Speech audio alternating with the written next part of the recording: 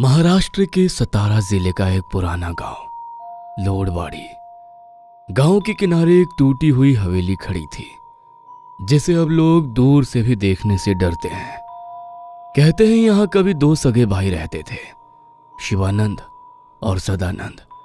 शिवानंद और सदानंद दोनों भाइयों के सिर पर पिता की मृत्यु के बाद जिम्मेदारी का साया था। उनके पिताजी जनार्दन देसाई गांव के पुराने जमींदारों में गिने जाते थे। गांव के लोग उनकी बहुत इज्जत करते थे। जनार्दन 2 बार गांव के सरपंच भी रह चुके थे, इसलिए भी उन्हें बहुत मानते थे। जनार्दन की लगभग 10 एकड़ उपजाऊ जमीन, 2 कुएं, एक हवेली और सोने चांदी के कुछ पुराने गहने थे जिन्हें वो पीढ़ियों से संभालते हुए आ रहे थे। जनार्दन देसाई ने मरने से पहले सब कुछ दोनों बेटों के नाम बराबर बांट दिया था, लेकिन सदानंद को यह बंटवारा मंजूर नहीं था। आधी जमीन लेकर क्या करूंगा? सारा गांव मेरे पैरों तले होना चाहिए। सिर्फ मेहनत से नहीं, ताकत से हासिल होगा ये सब। शिवानंद बस शांत रहता और कहता, बाबा ने जैसा बांटा वैसा ही ठीक है, मेहनत से जो होगा वही सही होगा। लेकिन सदानंद के भीतर जलन का बीज उसी दिन बोया गया था। शिवानंद बड़ा भाई था, शांत, ईमानदार और मेहनती। खेती करता था और गांव वालों की मदद करता था। सदानंद को यह सब अच्छा नहीं लगता था। उसे बड़ी बड़ी चीजों का लालच था, पैसा, पावर और ऐशो आराम। ये सब मेहनत बेकार है भैया। असली खेल तो पैसा है, पावर है, और वो हमें ऐसे नहीं मिलेगा। शिवानंद बस मुस्कुराता और कहता, जो भी होगा मेहनत से होगा, यही रास्ता सही है। पर यह सीधा रास्ता सदानंद को काटने लगा था। शिवानंद की पत्नी का नाम था सुमेधा, जो एक सीधी साधी धार्मिक प्रवृत्ति की महिला थी। उनके 2 बच्चे थे, एक बेटा और एक बेटी। परिवार छोटा था लेकिन प्यार और शांति से भरा हुआ। वही सदानंद की पत्नी मंजरी एक तेज दर्रार महिला थी जिसे शहर की चकाचौंध पसंद थी। उनका कोई बच्चा नहीं था, जिससे दोनों के बीच अक्सर तनाव रहता। जनार्दन देसाई के गुजरने के बाद शिवानंद को गांव के लोग उसके पिता की परछाई मानते। शिवानंद को लोग ग्राम सभा के फैसलों में बुलाते, मंदिर के काम में आगे रखते और कई बार उसकी राय को अंतिम मानते। सदानंद को सबसे ज्यादा जलन इस बात की थी कि गांव में लोग उसके बड़े भाई को इज्जत देते थे। शिवानंद जैसा सच्चा आदमी अब कहाँ मिलता है। वो नहीं होता तो कई बार गांव बिखर जाता। ये सब सुनकर सदानंद का खून खौल उठता। हर कोई शिवानंद भैया करता रहता है, जैसे मैं कोई हूं ही नहीं। अब देखना मैं क्या बनता हूं और वो क्या रह जाता है। धीरे धीरे उसकी ये जलन एक जुनून बन गई और यहीं से जन्म हुआ उस काले इरादे का। उसने ठान लिया शिवानंद को रास्ते से हटाना है ताकि सारी संपत्ति मेरी हो जाए और ये गांव भी मेरी इज्जत करने पर मजबूर हो जाए। और यही लालच उसे ले गया उस रास्ते पर जहां से कोई वापसी नहीं थी, अंध सिद्धि की ओर। गांव से दूर जंगल के अंदर एक पुराना टूटा मंदिर था। उस मंदिर में भगवान की मूर्तियां नहीं थी। वहां एक तांत्रिक रहता था, बाबा नरसिंह। उसकी साधना रहस्यमयी और खतरनाक थी।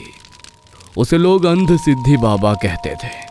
एक काली विद्या जो मनचाही चीज तो देती थी, लेकिन आत्मा की कीमत पर। एक रात सदानंद उस तांत्रिक के पास पहुंचा।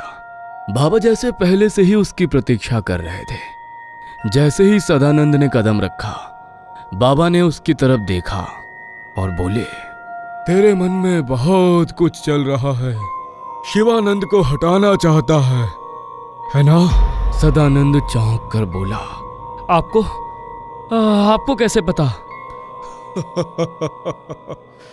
मेरे पास आए हर किसी के मन की बात मैं जानता हूं। ऐसे ही कोई मुझे याद नहीं करता। पर सुन, ये रास्ता आसान नहीं। अंध सिद्धि मांगती है शरीर, खून और वक्त। हर पूर्णिमा को इसे जागृत करना होगा। एक बार शुरू किया तो लौटना मुश्किल होगा। दोबारा सोच ले, अब भी समय है। मैं तैयार हूं। वो भाई अब नहीं रहना चाहिए। मुझे सब कुछ चाहिए। बाबा ने सिर हिलाया और कहा, ठीक है, पर ध्यान रखना, जब विद्या पूरी हो जाएगी तब मैं तुझे एक बात बताऊंगा। वही बात तुझे इस विद्या के दुष्प्रभाव से बचाएगी। भूल गया तो तू भी इस आग में जल जाएगा। 2 दिन बाद पूर्णिमा की रात है। उस रात मेरे पास आना। अपने साथ शिवानंद के बाल, उसके पसीने से भरा रुमाल और उसके खेत की मिट्टी लेकर आना। इन चीजों से ही हम उस पर निशाना साध करेंगे। और ध्यान रहे, तुम्हें यहाँ आता कोई देखे ना। सदानंद पूर्णिमा की रात चुपके से बाहर निकला और अपने सारी चीजें लेकर बाबा के ठिकाने पर पहुंच गया। पहली रात बाबा जंगल के अंदर पीपल के पेड़ के नीचे बकरी के खून और शिवानंद के खेत की मिट्टी से मिलाकर एक चक्र बनाता है। उस चक्र के बीच शिवानंद का रुमाल और उसके बाल रखे जाते हैं और बाबा मंत्र पढ़ता है। दूसरी रात उसी स्थान पर शिवानंद का नाम लेकर 21 बार मारण मंत्र पढ़ा जाता है। फिर उस पर बचे हुए बकरी के खून से काली बिंदी बनाकर निशाना लगाया जाता है। तीसरी रात पीपल के पत्ते पर बाबा द्वारा दिए गए मंत्र को लिखा जाता है और उसे जलाकर राख बनाई जाती है। वो राख रात भर चक्र में उड़ती रहती है। इस पूरी प्रक्रिया के दौरान सदानंद को मौन रहना होता है। चौथी रात एक कौवे की बलि दी जाती है। उसके खून से सदानंद के माथे पर काल संकेत बनता है और उस चक्र में जीव नियोजन की प्रक्रिया की जाती है, जिससे आत्मा को बाहर से बुलाया जाता है और उसके लक्ष्य पर छोड़ा जाता है। 5वीं और अंतिम रात मृत आत्माओं की पूजा की जाती है।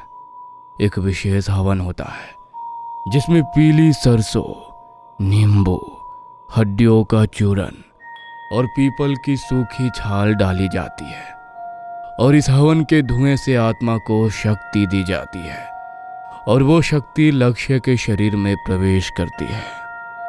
सदानंद ने हर विधि को बिना डरे पूरा किया।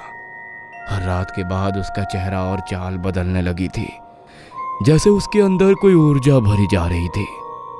जब 5वीं रात पूरी हुई, बाबा ने उसे एक जरूरी बात बताई। अब तुझ में अंध सिद्धि की विद्या आ गई है। तुझे हर पूर्णिमा को इसी पीपल के नीचे नाग बलि यंत्र के सामने दिया जलाना होगा और मंत्र पढ़ना होगा। ये तेरे और अंध सिद्धि के बीच की डोरी है।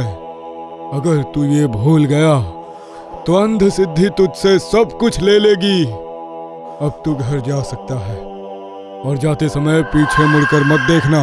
कुछ ही दिनों में शिवानंद की तबीयत बिगड़ने लगी। रात को चीखता,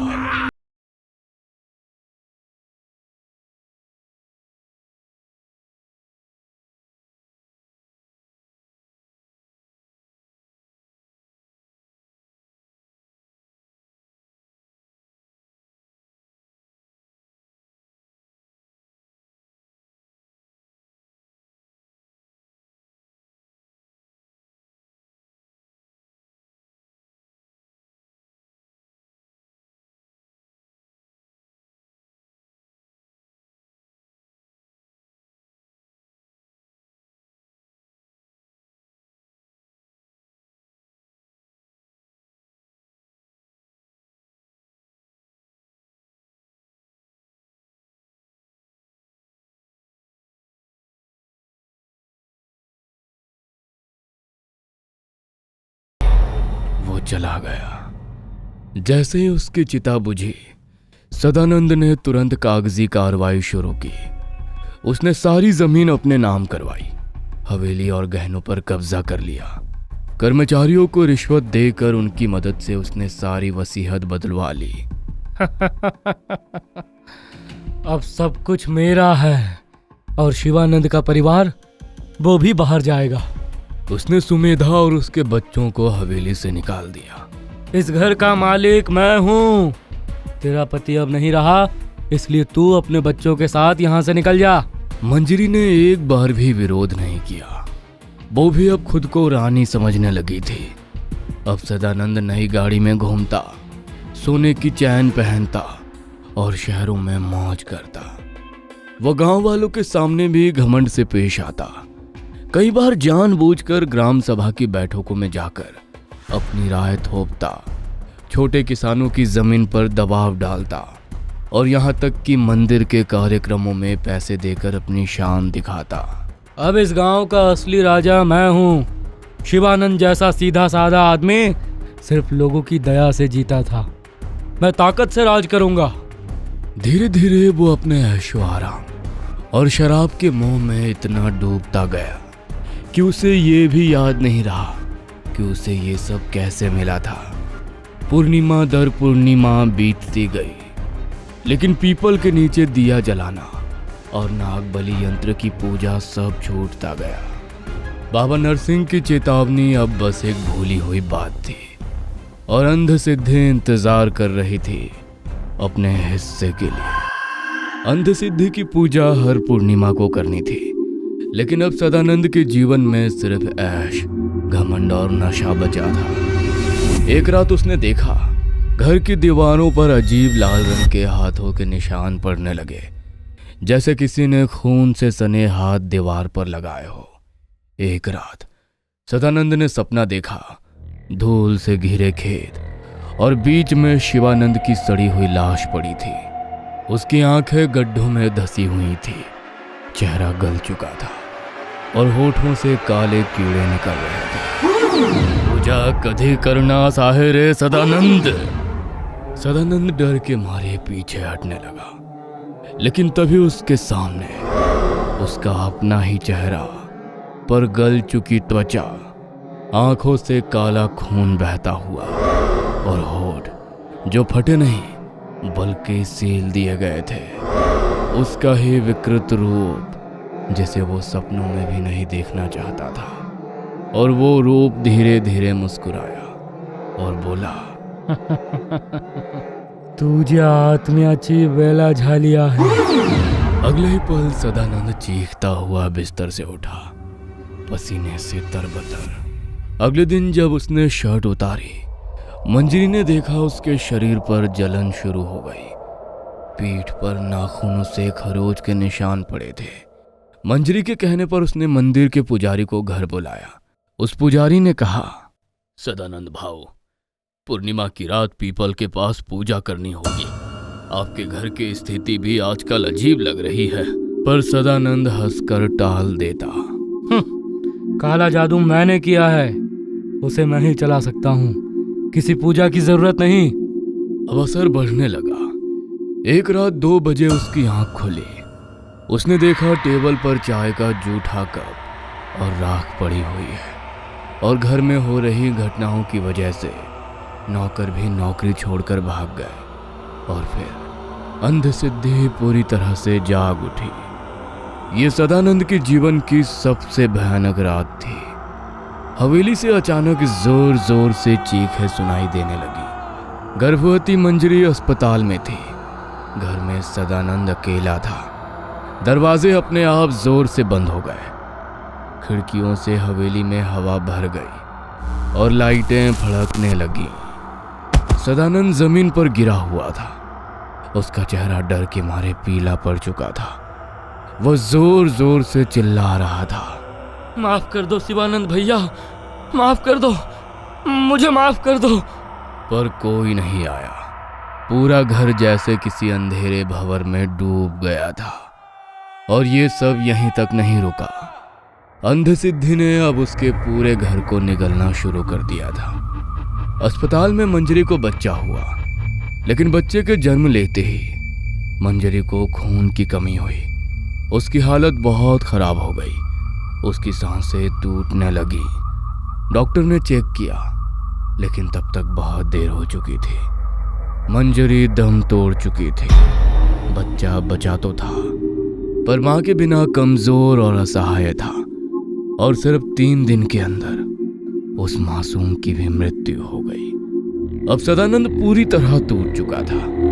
हवेली की हर दीवार उसे घूरती, हर कोना शिवानंद की परछाई से भरा हुआ था।